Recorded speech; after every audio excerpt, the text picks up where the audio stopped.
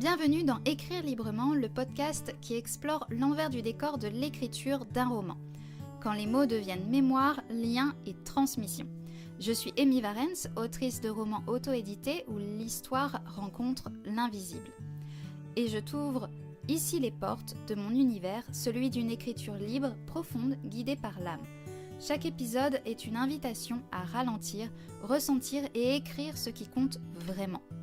Que tu sois lectrice curieuse, écrivaine en chemin ou simplement en quête de récits porteurs de sens, installe-toi confortablement et entre dans l'histoire.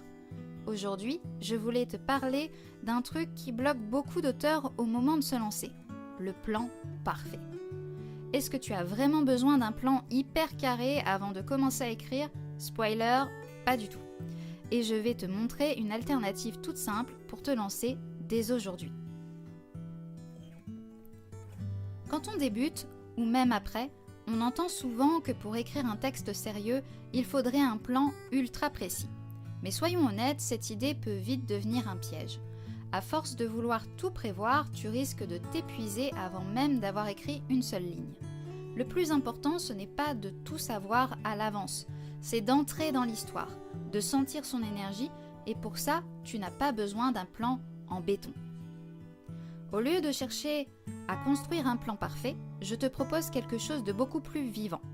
Commence par écrire une scène forte. Une image qui te parle, un moment intense, une dispute, une rencontre, une révélation.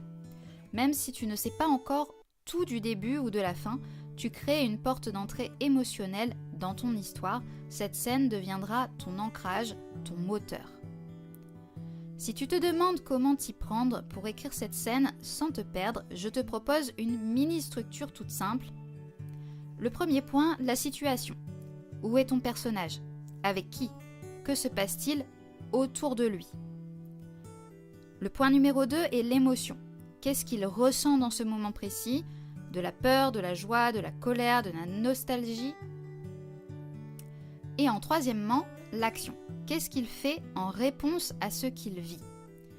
Tu peux écrire juste quelques lignes sur chacune de ces étapes et bam, tu as une scène vivante et sincère, il ne reste plus qu'à la développer.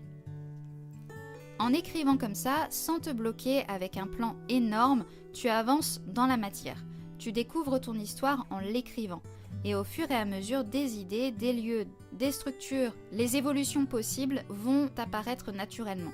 Ton plan, s'il doit exister, naîtra petit à petit et il sera adapté à ton histoire, pas imposé de l'extérieur. Alors, si tu retiens une chose aujourd'hui, tu n'as pas besoin d'un plan parfait pour commencer à écrire. Fais-toi confiance. Commence par une scène qui te fait vibrer, laisse-toi guider par la situation, l'émotion et l'action et surtout, écris librement.